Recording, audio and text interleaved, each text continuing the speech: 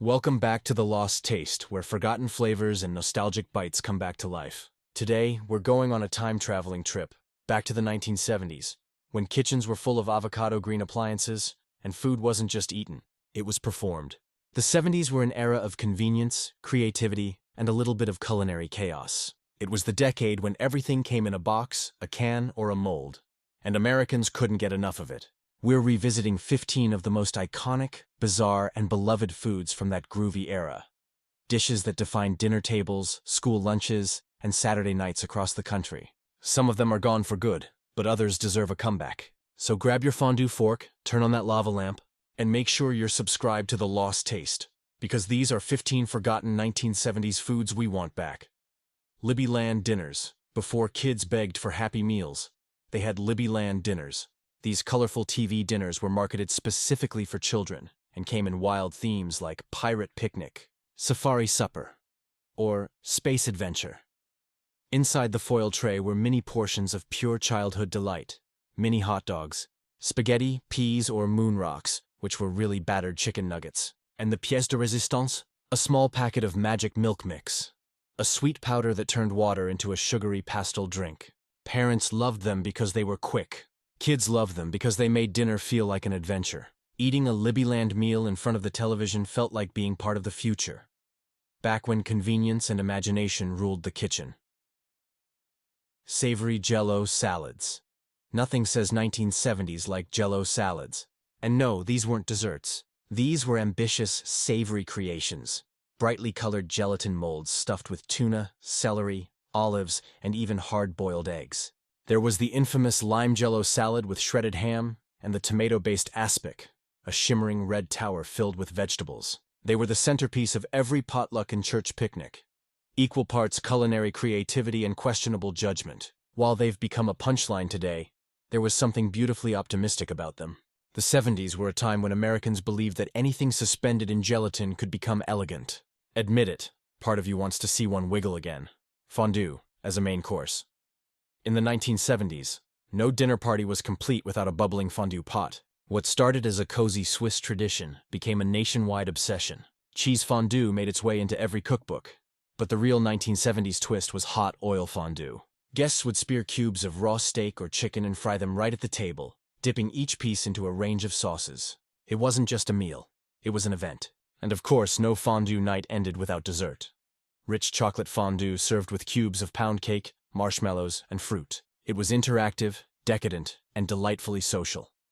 Something we could use a little more of today. Watergate salad. You can't talk about 1970s potlucks without mentioning Watergate salad. This mint green masterpiece wasn't really a salad. It was a dessert masquerading as one. It combined pistachio pudding mix, canned pineapple, mini marshmallows, and whipped topping into one pastel cloud of sweetness. Legend has it that it was named after the Watergate scandal, because like politics, no one could quite figure out what was in it. Despite its oddness, it became a staple of family gatherings, served proudly in glass bowls and scooped with an ice cream spoon. It's nostalgic, kitschy, and absolutely worth bringing back to your next cookout. The original Swanson Salisbury steak TV dinner. If the 1950s invented the TV dinner, the 1970s perfected it. And nothing said American dinner like Swanson's Salisbury steak. This foil tray held the complete 1970s dining experience. A processed beef patty swimming in brown gravy, mashed potatoes, a side of watery corn, and a dessert that always managed to spill over. That's right. The brownie or apple cobbler would often bubble over in the oven, creating an accidental but delicious mashup with the mashed potatoes. It was nostalgia baked in aluminum. Simple, convenient, and strangely comforting. After all, the 1970s weren't about gourmet dining. They were about practicality with a pinch of indulgence. Boil-in-bag vegetables. Few things felt more futuristic than boil-in-bag vegetables. Sealed in a thick plastic pouch, these veggies, like peas in cream sauce or broccoli with cheese, were cooked directly in boiling water. No pots to scrub, no guessing the timing. Just drop the bag in, wait 10 minutes, and dinner was ready. The result was soft, buttery vegetables with a faint hint of plastic cuisine. Despite that, the innovation was revolutionary for busy families. It was a time when convenience was king, and boiling your vegetables in a bag felt like something straight out of the Jetsons. Howard Johnson's fried clam strips before fast food ruled the highways, There was Howard Johnson's, or Hojo's, with its iconic orange roof and promise of family-friendly dining. Their signature dish? Fried clam strips. Lightly breaded, crispy, and served with tartar sauce, they were the taste of the American road trip. For millions of families, no summer vacation was complete without a stop at Hojo's for a plate of clam strips and a scoop of their legendary 28 flavors of ice cream. Sadly, as the chain disappeared, so did one of the most nostalgic bites of mid-century Americana. Tuna twist before flavored mayonnaise and fancy tuna salad kits? There was tuna twist. Created by Lipton, it was a powdered mix that instantly turned a can of tuna and a spoonful of mayo into a flavored masterpiece. Onion, celery, and Italian were the top flavors, each turning an ordinary lunch into a 70s sensation. For kids opening their lunchboxes, it meant a break from plain tuna sandwiches. For parents, it was a time saver that delivered maximum flavor with minimal effort. Franco-American UFOs, pasta. The 1970s were obsessed with space, and food companies took full advantage. Franco-American UFOs were tiny ravioli-like pasta pockets shaped like flying saucers, filled with mystery beef. They were canned, saucy, and absolutely adored by kids who grew up watching Star Trek and dreaming of moon landings. It was the space-age sibling to SpaghettiOs, and opening a can felt like tasting the future. One spoonful at a time. Burger Chef and the Fun Meal. Before the Happy Meal, there was Burger Chef. In 1973, this fast food chain launched the Fun Meal, the very first boxed kids' meal with a toy and puzzles. Each box featured colorful characters and catchy slogans like, "Have it your way, the fun way." The meal came with a burger, fries, a drink, and sometimes a comic or mini toy. Burger Chef also had something McDonald's didn't. The Works Bar, a condiment bar where you could dress your burger yourself. The chain eventually disappeared, but its ideas changed fast food forever. The Fun Meal walked so the Happy Meal could run. The original Hostess fruit pie. Forget the modern version, the 1970s.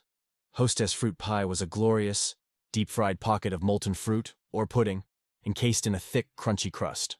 Each one came wrapped in foil, oozing nostalgia. Cherry, apple, lemon, or chocolate pudding. Sold in every gas station, vending machine, and lunchbox. These pies were portable sugar bombs that fueled an entire generation of latchkey kids. And if you grew up in the 70s, you probably burned your tongue on one at least once, and loved every second of it. Hunt's Manwich dinner in a can? In the 1970s, that was a selling point. Hunt's Manwich revolutionized the sloppy Joe. 1 can of the sauce, 1 pound of ground beef, and dinner was ready. The advertising tagline said it all.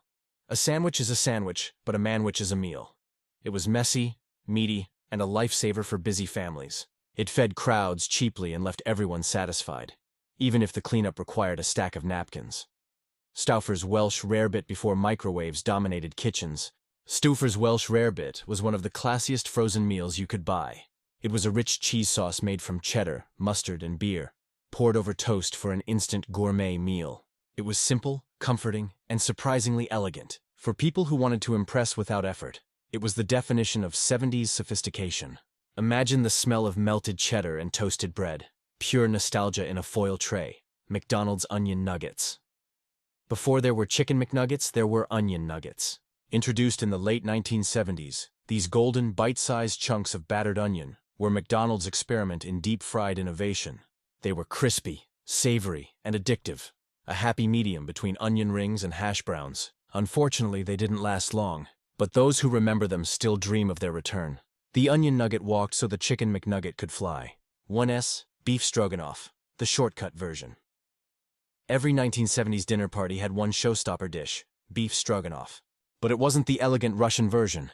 It was the American shortcut. Ground beef replaced steak, cream of mushroom soup replaced homemade sauce, and a packet of Lipton onion soup mix tied it all together. Served over egg noodles with a generous spoon of sour cream, it was a one-pan wonder that defined the decade's idea of fancy. It was hearty, rich, and easy, proof that even shortcuts could taste like success. Midway engagement question. Quick question before we move on. Which of these forgotten 70s foods do you miss most? Were you a Libbyland kid, a fondue fanatic, or maybe a manwich master? Let us know in the comments. We love hearing your stories of growing up during this wild culinary decade. Transitions and reflection. The 1970s were more than just disco balls and polyester. They were a golden age of experimentation in the kitchen. People were embracing technology, convenience, and creativity like never before. Food wasn't just about taste. It was about fun, presentation, and imagination. Every can, packet, and frozen tray promised something modern and magical. Sure, some of it was questionable, but in its own way, it reflected a nation learning to balance modernity and tradition.